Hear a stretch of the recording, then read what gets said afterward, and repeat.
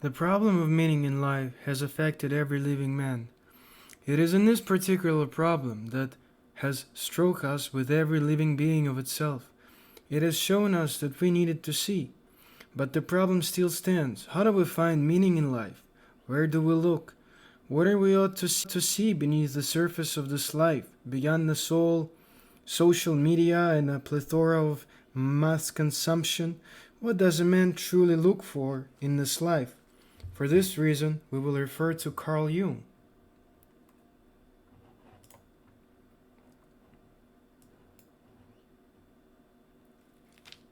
Carl Jung was a Swiss psychiatrist and psychoanalyst who wrote in depth about the world we live in now. His writings reached alchemy, meaning, the search for one's soul, and even spiritual enlightenment. He was the first one to say that man cannot endure a meaningless life. Looking about him today, Jung said that we are not what happens to us, but we are the product of our own being. Whatever it is that we are surrounded by is what we become.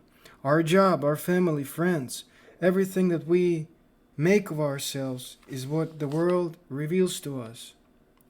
For this reason, why not to do the things that we love doing? Why not to stop participating in things that bring us negative emotion and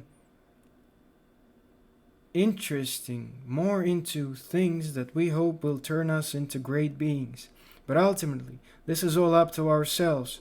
As Nietzsche points out, nobody can build a bridge for you to walk across the river of life. No one but you yourself alone. There are, to be sure, countless paths and bridges and demigods which will carry on you across the river, but only at the cost of yourself. You would pound yourself and lose. There is in the world only one way, on which nobody can go except you. Where does it lead? Do not ask, go along with it. It is precisely in this passage that Nietzsche said that we are forced to confront ourselves with ourselves and become stepping stones for the future. We shall create and redesign ourselves according to how we would like to be seen and employed. It is in this way that we are the creators of our own destiny. As Jung points out, sense of wider meaning to one's existence is what raises a man above mere getting and spending. If he lacks this sense, he is lost and miserable. Many times in our lives we try to make something of it, and legitimately nobody can find the answer. But the answer only lies within.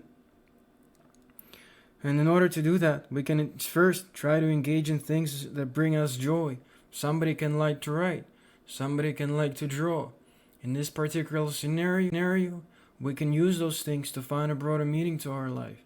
But if that doesn't work, we can always refer to dreams. Dreams are invariably just seeking to express something that the ego does not know and does not understand. They are the doors to the unconscious, and the unconscious mind is constantly working to tell us about ourselves and about our lives and about our psychic activity. Only when we know how the psychic activity is affecting us can we structure our life fruitfully and fully towards the brighter goal. When you dream of a savage bull or a lion or a wolf pursuing you, that means it wants to come to you. There are many things that appear to us in dreams. The art of interpreting dreams is a great art that involves much of the work on the part of the dreamer. A dreamer has to realize how certain things are affecting them inside the dream. Maybe he's seeing his mother. Maybe he's seeing his father. Maybe he's seeing that as a representation of a brighter range of activity within his psyche. A person would need to realize exactly how those creatures, for instance the snake or the savage bull or lion, are affecting the person.